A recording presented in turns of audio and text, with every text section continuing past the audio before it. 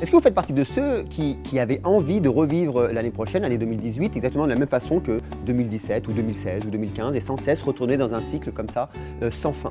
Est-ce que vous faites partie de ceux, par exemple, qui avaient envie de revivre tous vos moments difficiles, vos ratés, vos échecs? Parce que si vous voulez, les fins d'année, eh ben, bien qu'une année n'est juste une convention, hein, puisqu'on a décidé qu'une année faisait 365 jours, en tout cas dans notre calendrier européen, alors que par exemple si on prend le calendrier dans lequel je suis ici à Bali, une année c'est 254 jours, donc c'est juste une convention. Mais dans cette convention, eh ben, je dirais qu'une année est propice à faire un bilan, et nous ce que l'on appelle un bilan holistique. Et c'est ce que l'on va voir aujourd'hui dans cette vidéo.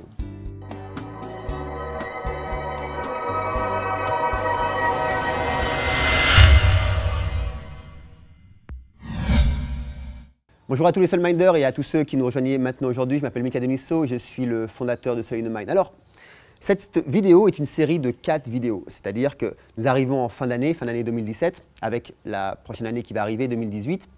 Et les fins d'année sont propices en fait à des bilans, et nous ce que l'on appelle des bilans holistiques, c'est-à-dire des bilans généraux.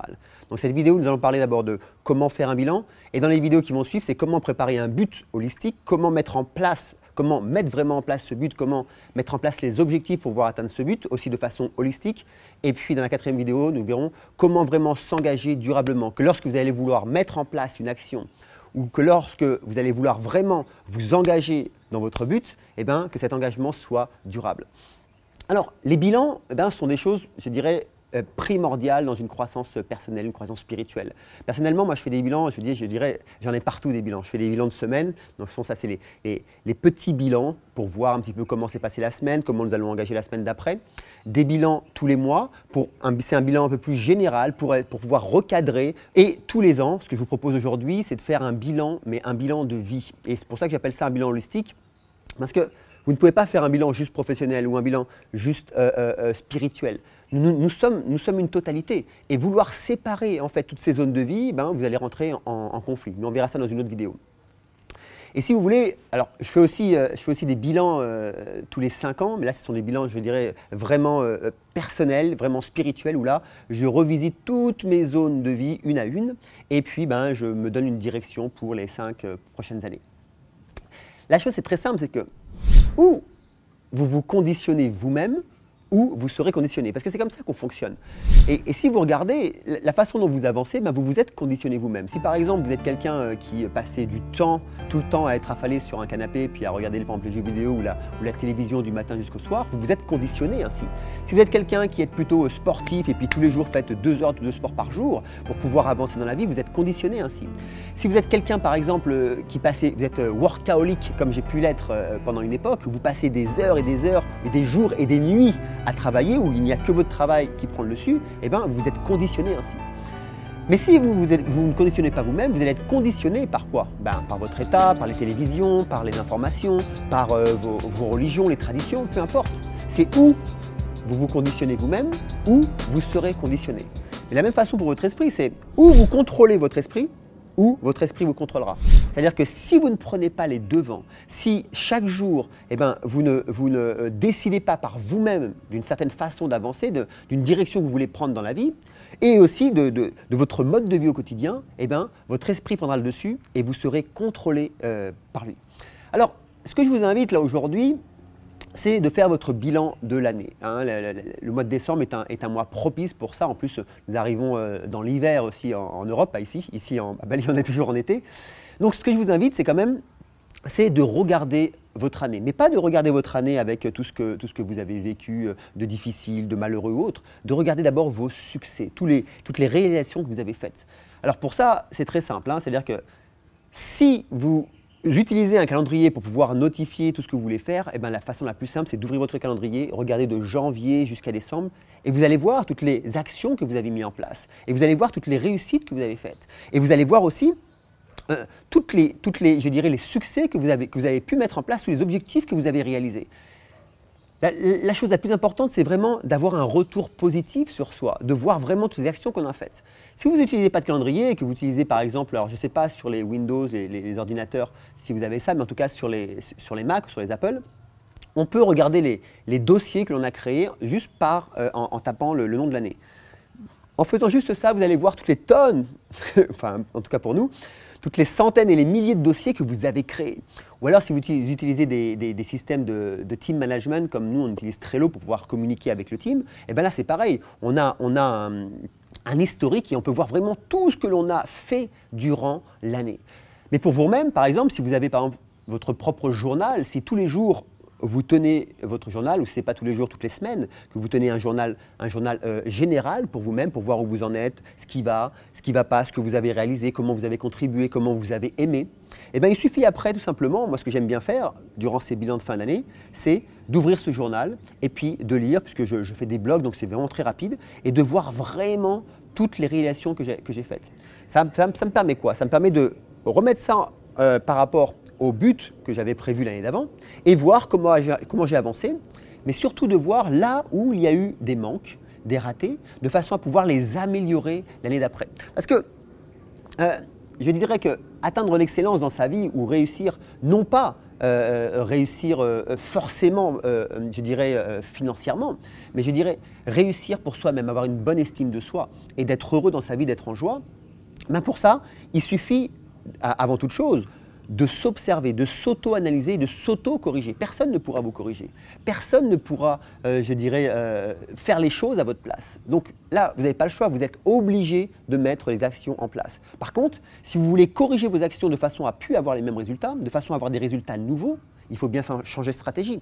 Et pour changer de stratégie, la meilleure façon, c'est de regarder les stratégies que vous avez utilisées au départ et les modifier. Alors, comment se passe un bilan de fin d'année? Alors, je vous conseille personnellement de prendre 5 jours. Hein, moi, personnellement, je prends 5 jours en pleine semaine, du lundi au samedi, où là, pendant 5 jours, vous vous isolez et revisualisez, je dirais, toute votre année. Et faites un point général sur, par exemple, sur votre travail, sur votre vie familiale, votre vie relationnelle, votre vie spirituelle, vos hobbies et autres. Faites un point général sur 5 jours, on a largement assez. Et durant ces 5 jours, eh ben, je vous invite à revisualiser, alors pour ceux qui ont vu la vidéo du drainage émotionnel, vous connaissez l'exercice, pour ceux qui ne l'ont pas vu, je vous invite à la voir. Revisualisez intérieurement toutes les joies, tous les succès que vous avez eus, toutes les réalisations que vous avez faites pendant cette année, toutes les réussites que vous avez mises en place. Il suffit juste en fait de fermer les yeux et puis de recommencer à partir du 1er janvier, là pour cette année 2017, et remonter janvier, février, mars, avril, mai, juin, juillet, août, septembre, jusqu'à maintenant, jusqu'au mois de décembre, et revisualiser tout ce que vous avez fait. Et laissez monter l'estime de vous-même. Laissez monter cette joie en vous. Et regardez à quel point vous avez déjà réalisé tout un tas de choses. Vous avez déjà réalisé des succès. Vous avez déjà fait des réalisations. Si ce n'est pas le cas, ce n'est pas grave. Si vous avez passé toute votre année à regarder Facebook, c'est OK. Si vous avez dormi toute cette année et que vous n'avez pas bougé, vous êtes resté chez vous enfermé, c'est OK. Regardez juste ça, vous avez tout de même fait certaines réalisation. Regardez cette petite-là et ça sera une façon pour vous de vous dire « Ok, l'année prochaine, c'est terminé. Je n'agirai plus comme ça et nous allons voir après comment vous engager. » Ensuite, je vous invite à prendre un cahier aussi et de marquer des questions et puis bien sûr d'y répondre. C'est « Qu'est-ce que j'ai appris durant cette année ?»